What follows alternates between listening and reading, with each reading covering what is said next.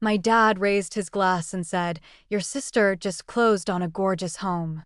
When will you catch up, Stella?" I stood up and walked out. Thanksgiving at our house always came with a script. No one ever admitted it, but it was obvious. The golden turkey, the matching linen napkins, the playlist of carefully curated jazz humming in the background. Even the laughter felt rehearsed, like we were playing out the same scene from a family drama we couldn't admit we were tired of. Every year we gathered around that polished mahogany table like nothing was broken. And every year my father found a way to turn the spotlight toward my sister, Carrera, the crown jewel, the golden girl. He'd raise a glass, his voice booming with charm and pride, and say something like, "Your sister just closed on a gorgeous new home, for bedrooms, a porch, like something out of a movie. She's always been ahead of the curve." And then, without fail, his eyes would drift to me with that performative smirk. "When will you catch up, Stella?" The laugh track would kick in. My uncles, aunts, cousins, they'd chuckle, shake their heads as if dad was just being classic dad. But I wasn't laughing. I never laughed. I smiled. I stayed still. I played my part. That was my role. Stella, the helper. The one who arrived early to set the table. Who brought the good wine? Who folded the extra chairs and asked if there were enough desserts? The one who got questions like, "Still doing that job thing?" or "Did you ever finish that certification program?" The questions weren't malicious, but they weren't real either.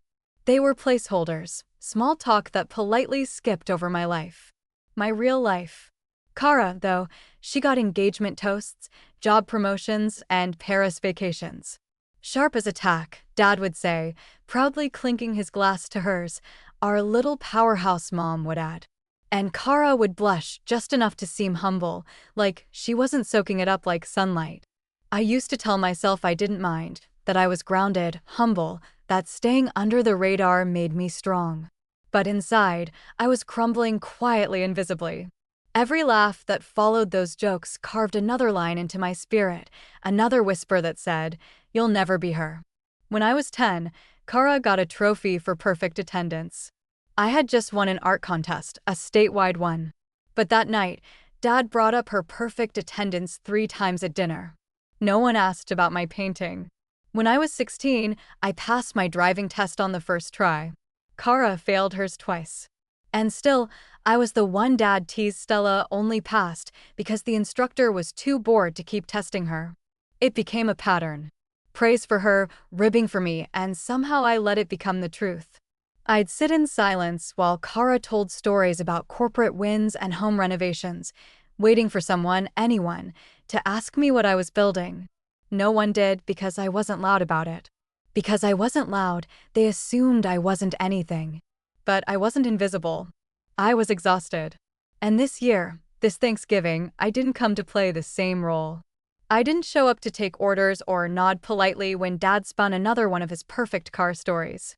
I came dressed in a burgundy sweater, a bottle of Pinot Noir in hand, and a quiet knowing in my chest. Not to outshine anyone, not to compete, but because for the first time in my life, I wasn't there to blend in. I was there to be seen. It didn't happen in a single thunderclap. There wasn't some cataclysmic fallout or explosive argument. No slamming doors, no shouted accusations, just silence, the kind that sneaks in when you've been quiet for so long you forget what it feels like to take up space. The breaking point was subtle, ordinary even. It was the year I didn't go home for Thanksgiving. I lied, of course. Told Mom I had a deadline. Said I couldn't get time off. She believed me because believing me was always easier than asking questions. I sat alone in my apartment that night, Thai takeout on the coffee table, fuzzy socks on my feet. The muted glow of a Hallmark movie played in the background while happy fictional families laughed around fictional tables. I waited to feel sad, to feel left out. Instead, I felt still. That silence, it felt like oxygen. No one asking about catching up. No one measuring me against Carrera. No one treating me like a misfired version of someone else's success. In that stillness, I heard a different voice, my own. And it didn't whisper failure. It whispered, "Now what?" So, I started small. I took the freelance contracts everyone said wouldn't last. I stacked them client by client, slowly turning patchwork gigs into reliable income. I researched until 3 a.m., taught myself how to write business proposals, handle taxes, manage social strategy.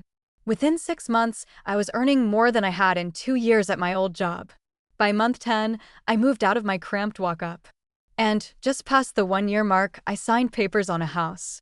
Not a condo, not a fixer-upper, a real house. Just over 4,000 square feet of peace and privacy. No fanfare, no curated Instagram post, no just clothes selfies or champagne key handovers, just me, my keys, and the sound of a door opening into something I had built completely alone. It wasn't secrecy. It was sacred.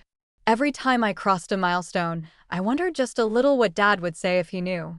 Would he be proud? Would he take credit, call it inevitable, like it had all been part of some long game he predicted? But the phone never rang. He never asked. Not once did he call to check in, even when I skipped family gatherings 2 years in a row. No one did. They assumed I was drifting, that I was lost. Because to them, visibility meant value. If they couldn't see it, it didn't count. If it didn't look like Carrara's life, it wasn't worth noticing. That used to burn deep corrosive. But lately, it just made things clearer. I had been climbing my own mountain all this time. Just because they were staring at a different peak didn't mean mine wasn't real. So when the Thanksgiving invite came again this year, I hovered over the RSVP button, thumb shaking. I almost declined. But then I thought about that dinner table, that script, that polished set where I'd always played the background role. And I decided I was done shrinking. I didn't need applause. But I refused to be erased. So I clicked yes. And when I walked through that door wearing confidence like a second skin, I didn't do it to rub anything in. I did it to reclaim space, to take back the air that had always been mine to breathe. The house looked the same. Of course, it did.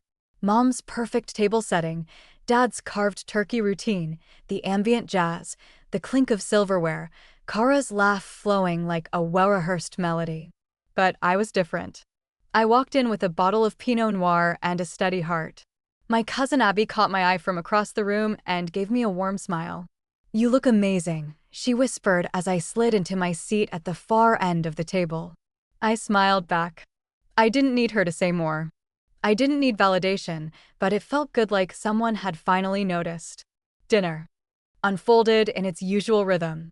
Platters passed polite conversation. Dad's jokes filled the air. Trevor Carrara's husband chuckled too loudly too often. Mom buzzed around the table like a hostess with something to prove. I kept quiet, calm. I watched the way everyone floated in orbit around Carrara, like she was the center of some unspoken system we'd all agreed on decades ago. But inside me, a truth sat steady. I didn't belong in that orbit. Not anymore. Then came dessert, pecan pie, Dad's favorite. And right on cue, he set down his fork, dabbed at his mouth with a napkin, and raised his voice just enough to demand the room. "Well, your sister has some big news," he boomed. Kara just closed on a gorgeous new home. 4 bedrooms, granite countertops, wraparound porch, everything. "Oh wow," Aunt Carol gushed. "She's just always ahead of the curve," Trevor's mom cooed. Dad chuckled and turned his eyes to me. "Stella, when are you going to catch up?" Huh? There it was. The moment, the line.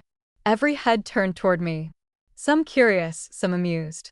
Even Kara tilted her head expectant, waiting for my usual brush off, but I didn't flinch. I didn't stutter or shrink. I looked my father in the eye and smiled. Not bitter, not smug, just steady. "I did," I said, voice even. "I just didn't invite anyone who doubts me." Silence. Not dramatic, not explosive, but sharp like a pinprick in the skin of a balloon. Carrara's fork paused midair. Trevor blinked. Aunt Carol tilted her head, confused. Mom froze mid-pour of sparkling cider. Dad blinked. "You did?" I picked up my water glass, took a sip, and nodded. "About a year ago." "A year," Mom echoed, blinking fast. "Why didn't you say anything?" I guess it never came up. That answer, soft but true, landed like a quiet verdict. No anger, no drama, just a mirror. And I let them sit in it. Let them feel what it was like to not already know my story. Dad gave a short laugh. One of those tight, dismissive ones he uses when control slips from his grasp. "Well," he said, waving a hand. That's cryptic. It's not. I said, tone calm. You asked. I answered. He glanced around the table like he was trying to read the room or claim some unspoken authority.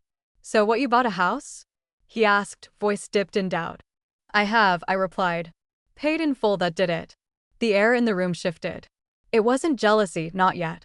It was confusion. Recalibration. Aunt Carol let out a soft "oh." Trevor blinked again. Kara's posture straightened, defensive. Dad gave a brittle laugh. That's a lot of space for someone on their own. Maybe, I said, reaching for a roll, but like I said, no mortgage, so it's not really a burden. Still no anger, just truth.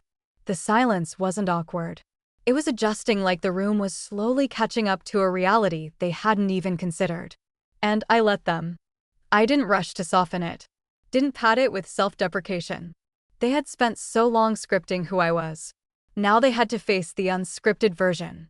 Dad didn't know what to do with the silence. He fumbled for a tone. Humor, disbelief, maybe even praise, but none of them landed. I watched as his smile flickered, then faded altogether. Kara was the first to speak. Of course she was. That's great, Stella, she said with the kind of syrupy sweetness that tried to sound supportive but landed hollow. Buying a house is a big deal. You didn't want to share that with your family. I met her gaze directly. You mean the family that only ever asks how close I am to being like you? Her expression cracked just slightly. A flicker in her eyes, a shift in her jaw. I didn't hide it out of spite. I continued. I just didn't feel the need to explain myself anymore. Dad leaned forward, trying to pull the conversation back into something he could steer. So, what kind of work are you doing now? I thought you were still freelancing. I was. Now I run my own consultancy. 6 clients under retainer. Mom blinked. 6? I nodded. Financially independent, no loans, no help. Dad sat back in his chair like he'd been hit with a gust of wind. Well, he said, latching onto the one thing he could. Carrara's neighborhood is fantastic. Great schools, great long-term investment. Totally, I said, voice light. Although technically it's not her name on the deed. The table fell still. Carrara's mouth parted. Excuse me. I kept my tone neutral. It's just what the records show. Trevor signed the mortgage. It's public info, you know. Registry of Deeds. Trevor flushed, looking like he'd rather disappear into his mashed potatoes. We're married, he mumbled. It's our house. Of course, I replied. But we both know how banks work. Carrara's voice sharpened. Why would you even look that up? I didn't, I said. Someone sent it to me months ago. Said it was funny how I was always the one being compared when I was the only one not owing a bank anything. Dad raised a hand. Okay, this is getting out of hand. No, I said quietly. It's finally honest. And that's when I saw it. That flicker in Dad's eyes. Not anger, not pride, doubt. For the first time, he didn't know who the golden child at the table really was. Kara crossed her arms, her voice tight. I never asked to be compared. I nodded. Neither did I. But it happened anyway. Every holiday, every birthday, every time someone looked through me to get to you. The table was silent. I could hear the hum of the refrigerator from the kitchen. I'm not attacking, I said. I'm just done pretending. I reached for my glass and took a slow sip. I built something real. I just didn't need an audience to clap for me along the way. No one moved. Kara looked like she was holding her breath. Trevor's face was frozen, his fork untouched. Mom dabbed at the corner of her eye with a napkin, lips trembling. And Dad looked older than I remembered. Not physically, just smaller, like a man who had built a worldview on a foundation that just cracked beneath his feet. Carrara's voice came back low and brittle. For someone who didn't want attention, you sure timed this pretty perfectly. I tilted my head. I didn't time anything. You asked when I'd catch up. I simply answered. Trevor shifted uncomfortably beside her. Let's not make this a competition. It's always been a competition, I said gently. Just one I wasn't told I was in. That hit the table like thunder. Even Mom glanced at Carrara. Really glanced at her for the first time. Uncertainty behind her eyes. I kept going. I worked 12-hour days for 3 years. No vacations, no backup plan. I stayed up until 2 a.m. designing pitch decks and learning SEO. I taught myself contracts. I built everything from scratch. I looked around the table. No one asked, not once. Aunt Carol, to her credit, blinked at me like she was seeing me for the first time. You skipped 2 Thanksgivings, she murmured. I nodded. And no one called. No one checked in. You just assumed I was floundering, that I was still the one behind. Carrera scoffed. So, what you want, applause? A parade for doing your job. No, I said. I wanted a family that didn't measure my worth by how closely I mirrored your life. She looked stunned, like I had spoken in a language she didn't know existed. I never claimed to be better, I added. But you all made it very clear I was. Somehow less. And I believed it until I realized your standards had nothing to do with me. The table didn't move. No one blinked. No one reached for their wine. You praised what you could measure. Square footage, job titles, curated photos, but not resilience, not risk, not doing the hard things in silence. Dad finally spoke, voice low. Why didn't you just tell us I turned to him? Because it wouldn't have mattered. You already decided who I was a long time ago. You put me in a box labeled still trying and never looked inside. He inhaled sharply. That's not fair. It's not about fairness, I said. It's about pattern. Then I turned to Carrera. You're not the villain. But you've never once used your voice to shift the spotlight. You stood in it because it was handed to you and never asked why it was so one-sided. She stared at me. Guilt flickered in her eyes. Or maybe it was something deeper. Recognition. I didn't know. She said quietly. You didn't ask, I replied. And you never wondered why I stopped showing up. Mom's eyes welled up her napkin, trembling in her fingers. Stella. I didn't realize, she said, voice cracking at the edge. I know. I replied, not with spite, but with exhaustion. That's the problem. The silence that followed wasn't confrontational. It was recognition. The sharp, undeniable kind, the kind that echoed in the quiet between words. Everyone at that table was suddenly aware of something they had refused to acknowledge. I had grown. I had arrived. And they hadn't seen a thing. The air felt different now. Not heavy, not awkward, just honest. I sat back steady, no longer trying to force understanding or reach for empathy that had never been offered. There was power in letting people sit with their own discomfort. I'd spent years holding space for them, patting their egos, laughing at jokes that chipped away at me 1 year at a time. I wasn't doing that anymore. Carrara's voice broke the silence again, barely above a whisper. I didn't know you felt that way. I tilted my head. Did you ever ask? She blinked. I just thought you liked being low-key, that you didn't care about this stuff. I don't care about stuff, I said. I care about being seen. Not for what I post, not for what I wear, just for who I am. Trevor looked at Kara, then at me, his voice awkward. You really paid it off, the house, I nodded. Every cent, no loans, no cosigner, just me. He leaned back, stunned. Damn. Kara looked like she was unraveling internally, her well-practiced poise faltering. So, you came here just to drop that on us to make us feel bad? I shook my head. No, I came to dinner because I was tired of pretending I was still trying to catch up. I'm not. I just never asked anyone to clap for me along the way. Aunt Carol shifted in her seat. You always seemed so quiet. I was quiet, I said. Not small. And that's when I looked to Dad, really looked at him. The man who had spent decades measuring me against a checklist. Only he understood. You wanted me to catch up, I said. But I was never behind. You just never looked. His face slackened. And in that moment, he looked like someone trying to reconcile 2 versions of a story he thought he knew. You're right, he said, barely audible. That was all I needed. I folded my napkin and stood.